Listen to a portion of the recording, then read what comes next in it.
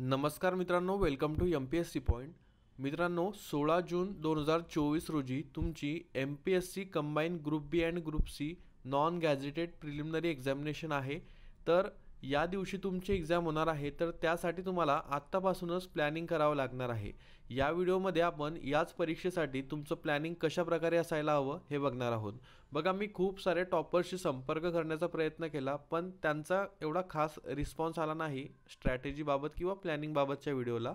So मीच तुम्हाला अगदी एक एक्सपिरियन्समधून तुमच्यासाठी एक छोटंसं प्लॅनिंग देत आहे, जेणेकरून तुम्हाला एक आयडिया येईल की आपल्याला काय काय कव्हर करायचं आहे आणि किती वेळेमध्ये कव्हर करायचं आहे, तेव्हा आपला पूर्ण सिलेबस जो आहे तो कंप्लीट होईल.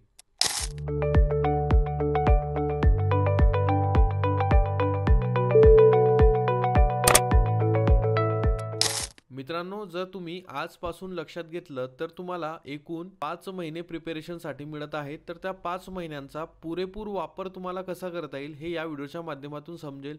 या व्हिडिओला तुम्ही एक प्लॅनिंग व्हिडिओ म्हणू शकतात किंवा स्ट्रॅटेजी व्हिडिओ म्हणू शकतात. यामध्ये आपण कोणत्या दिवशी तुम्ही काय वाचायला हवं किंवा किती दिवसामध्ये तुमचा एक विषय कंप्लीट व्हायला हवा हे सर्व डिस्कस केलेलं आहे. नक्कीच या व्हिडिओने तुम्हा सर्वांना हेल्प होईल. हा व्हिडिओ जे काही नवीन कॅन्डिडेट्स आहेत त्यांना देखील हेल्पफुल आहे, आणि ज्यांनी ऑलरेडी अभ्यास केलेला आहे किंवा ज्यांनी ऑलरेडी यामध्ये 1 वर्ष किंवा 1 अटेम्प्ट दिलेला आहे त्यांच्यासाठी तर खूपच महत्त्वाचं आहे. चला तर आजच्या व्हिडिओला सुरुवात करूया. मित्रांनो, पुढे जाण्यापूर्वी आपण प्रथमतः प्रिलिम 2024चा काय पॅटर्न असणार आहे ते बघूया. बघा, तुम्हा सर्वांना माहीत असेल प्रिलिमला एक पेपर असतो ज्यामध्ये 100 प्रश्न असतात आणि 100 गुणांचा तो पेपर असतो. मग आता कोणत्या विषयाला किती गुण आहेत हे आपल्याला माहीत असावं. तुम्हाला माहीत असेल 2023 पासून आयोगाने प्रश्न विचारण्याची संख्या जी आहे ती कमी जास्त केलेली आहे सब्जेक्टनुसार. तर ती इथे तुम्ही बघू शकतात लेटेस्टमध्ये. हिस्ट्रीचे तुम्हाला 10 प्रश्न विचारले जातात. हिस्ट्री म्हणजे इतिहास. त्यानंतर भूगोलाचे 10 प्रश्न, पॉलिटीचे 15 प्रश्न, इकॉनॉमिक्सचे 15 प्रश्न, सायन्सचे 15 प्रश्न, करंट अफेअरचे 15 प्रश्न आणि मॅथ आणि रिझनिंग 20 प्रश्न. अशा प्रकारे तुमचे एकूण 100 प्रश्न होत असतात. आणि या पेपरला निगेटिव्ह मार्किंग देखील असते 1/4. तर हे 100 प्रश्न 100 गुणांसाठी असतात.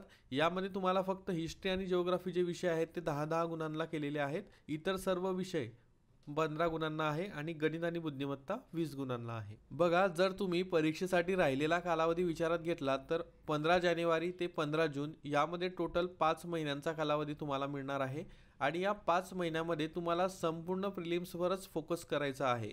कारण मित्रांनो, तुमची मेन्स जी आहे त्यासाठी तुम्हाला पुरेसा वेळ मिळेल तयारी करण्यासाठी. आयोगाने ऑलरेडी आपल्याला टाईम वगैरे दिलेला आहे कधी होणार आहे मेन्स ते. पण आता सध्या प्रिलिम्सवरतीच तुमचा फोकस असायला हवा. कारण ज्यांनी 1 अटेम्प्ट दिला असेल किंवा ज्यांचा पहिला अटेम्प्ट असेल तर त्यांनी फक्त प्रिलिम काढण्याच्या तयारीमध्ये असायला हवं.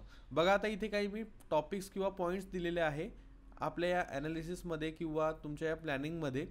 Focus on scoring subjects like polity, economics, history, geography. बघा मित्रांनो, कंबाईनच्या पेपरमध्ये सायन्स जर तुम्ही बघितलं तर सायन्स आणि करंट, सायन्स खूप केव्हा केव्हा डीप लेवलचं विचारण्यात येतं, प्रश्न कुणालाच जमत नाही, त्यामुळे ते अनसर्टन आहे. तसंच करंट देखील अनसर्टन पार्ट आहे. म्हणजे काय विचारतील हे तुम्हाला एक्झॅक्टली कळत नाही अभ्यास करताना. त्यामुळे तुम्हाला खूप सारा अभ्यास करावा लागतो आणि त्यातून देखील कधी कधी क्वेश्चन येत नाहीत. त्यामुळे हे जे 2 सब्जेक्ट आहे ते आपण स्कोरिंग नसणारे मानले आणि इतर जे सब्जेक्ट आहे ते स्कोरिंग असणारे किंवा स्कोरिंग सब्जेक्ट मानले तर त्यामध्ये पॉलिटी, इकॉनॉमिक्स, हिस्ट्री आणि जिओग्राफी. पॉलिटीमध्ये मुलं आउट ऑफ मार्क्स घेतात, इकॉनॉमिक्समध्ये देखील आउट ऑफ घेतात, हिस्ट्री आणि जिओग्राफीमध्ये ॲव्हरेज मार्क्स घ्यायचे आहे तुम्हाला. कारण 10-10 मार्कांना तुम्हाला ते विचारले जाणार आहे. त्यामुळे हे स्कोरिंग सब्जेक्ट आहे, याचा तुम्हाला चांगला अभ्यास करायचा आहे, जास्त वेळ याला द्यायचा आहे. Don't skip any subject.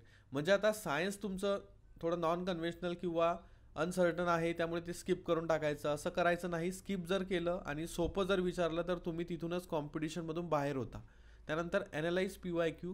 PYQs are very important. PYQ म्हणजे आयोगाने विचारलेले अगोदरचे प्रश्न, हे खूपच महत्त्वाचे आहे. जो हे ॲनालिसिस करेल त्यालाच प्रिलिम निघणार आहे. फक्त अभ्यास करून काही होत नाही. PYQवरती तुमची कमांड असली तरच तुमची प्रिलिम निघते. त्यानंतर daily practice for current affairs and math and reasoning. म्हणजे तुम्ही करंट अफेअर डेली वाचलं पाहिजे आणि गणित बुद्धिमत्ताची डेली प्रॅक्टिस केली पाहिजे. आणि मित्रांनो, गणित बुद्धिमत्ताचं कसं आहे, जर तुम्ही ऑलरेडी करून ठेवलेलं आहे तर फक्त आयोगाची PYQ अभ्यासायची आहे आणि त्यानुसारच त्याला टाईम द्यायचा आहे. जास्त टाइम द्यायचा नाही जर तुमचं चांगलं असेल तर. जर तुमचं चांगलं नसेल मॅथ आणि रिझनिंग तर तुम्ही त्याला डेली 2 तास देऊ शकता. डेली तुम्हाला 2 GSचे सब्जेक्ट जर पॉसिबल असेल तर अभ्यास करायचा आहे. काहींना पॉसिबल नसतं, त्यांनी एक सब्जेक्ट डेली देखील केला तरी चालेल. आता मी पुढे तुम्हाला प्लॅनिंग सांगतो की येणाऱ्या 5 महिन्यांचं तुमचं शेड्यूल कसं असायला हवं. बघा, 15 जानेवारी ते 15 फेब्रुवारी या एका महिन्याच्या कालावधीमध्ये तुम्हाला हिस्ट्री आणि जिओग्राफी अभ्यासायचं आहे. मग हिस्ट्री आणि जिओग्राफी डेली तुम्ही अर्धा टाईम तुमचा हिस्ट्रीला देऊ शकतात, अर्धा टाईम जिओग्राफीला देऊ शकतात. कारण काय होतं, एकच सब्जेक्ट वाचल्याने थोडं मोनोटोनस होऊन जातं आणि आपण इतर सब्जेक्टकडे दुर्लक्ष करायला लागतो. म्हणून डेली तुम्ही 2 सब्जेक्ट जर वाचले तर तुम्हाला ते बोर देखील जाणार नाही आणि 2 सब्जेक्ट देखील तुमचे चांगल्या प्रकारे कव्हर होतील. हिस्ट्री जिओग्राफी 10-10 गुणांना आहे आणि जर ज्यांना 2 सब्जेक्ट एका दिवशी वाचणं शक्य नसेल त्यांनी 15-15 दिवसाचे यामध्ये डिवायडेशन करायचं आहे. म्हणजे 15 दिवस हिस्ट्री करा, 15 दिवस जिओग्राफी करा. आणि यामध्ये ॲड काय करायचं आहे बघा, डेली तुम्ही सकाळी किंवा रात्री तुम्हाला जेव्हा जमेल तेव्हा 1 तास करंटचं पुस्तक वाचायचं आहे, करंट अफेअर्स.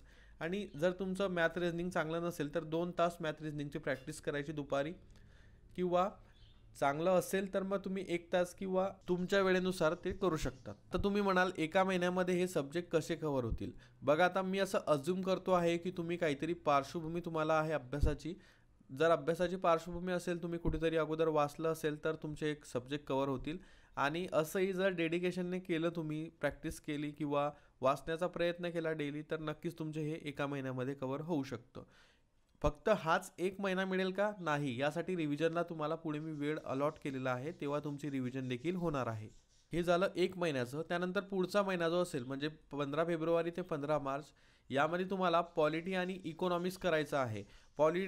पॉलिटी आणि इकॉनॉमिक्स तुम्ही 15-15 दिवस करू शकतात किंवा डेली 2 विषय करून तुम्ही 30 दिवसामध्ये ते कव्हर करू शकतात. मित्रांनो, प्रिलिम्सला इकॉनॉमिक्स जे असतं ते ठराविकच चॅप्टर विचारले जातात, त्यामुळे तेच चॅप्टर करायचे आहे. नंतर मेन्सला तुम्ही तुमचा आवाका वाढवू शकतात. पॉलिटी तुम्हाला सर्वच व्यवस्थित करावं लागेल. 15 प्रश्न जे आहेत ते तुम्हाला सर्वच्या सर्व करेक्ट आणावेच लागतील. त्यानंतर 15 मार्च ते 15 एप्रिलमध्ये तुम्हाला सायन्स आणि करंट अफेअर्स करायचं आहे. मग अशा प्रकारे तुमचे हे 6 सब्जेक्ट कव्हर होतात आणि पुढे तुम्हाला वेळ मिळतो, 2 महिन्याचा शिल्लक असतो वेळ. आणि त्या 2 महिन्यामध्ये तुम्हाला काय करायचं आहे बघा, 15 एप्रिल ते 15 जून या 2 महिन्याच्या कालावधीमध्ये तुम्हाला सर्व सब्जेक्टची रिव्हिजन करायची आहे, प्लस फक्त टेस्ट पेपर सोडवायचे आहे. कोणत्याही क्लासेसच्या असू द्या, आयोगाच्या असू द्या. हे जर तुम्ही केलं तर नक्कीच तुमचे प्रिलिम निघणार आहे. बघा, रिव्हिजन सर्व सब्जेक्टची आणि टेस्ट क्वेश्चन पेपर सॉल्विंग, हे तुम्हाला 2 महिने हेच शेड्यूल ठेवायचं आहे.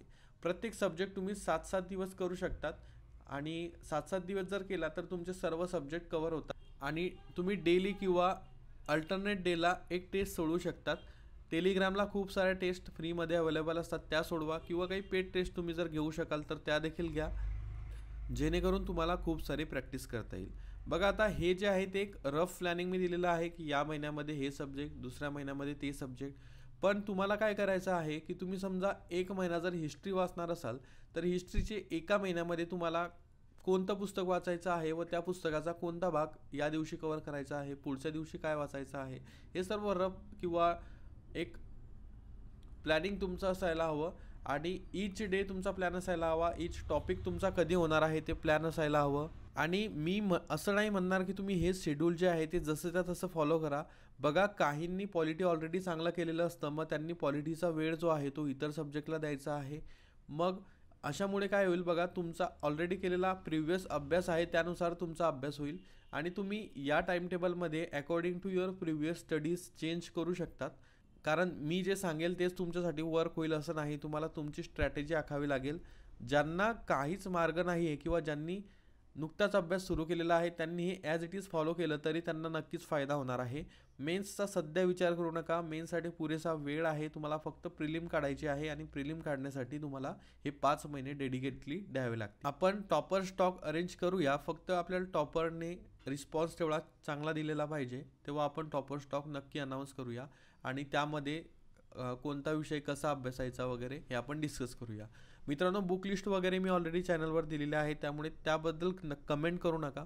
बुक लिस्ट डिस्क्रिप्शनमध्ये मी लिंक देऊन देईल, त्यामध्ये तुम्ही खूप साऱ्या टॉपर्सच्या बुक लिस्ट बघू शकाल. तर मित्रांनो, आजच्या व्हिडिओसाठी एवढेच. आय होप तुम्हाला या व्हिडिओतून व्हॅल्यू मिळाली असेल.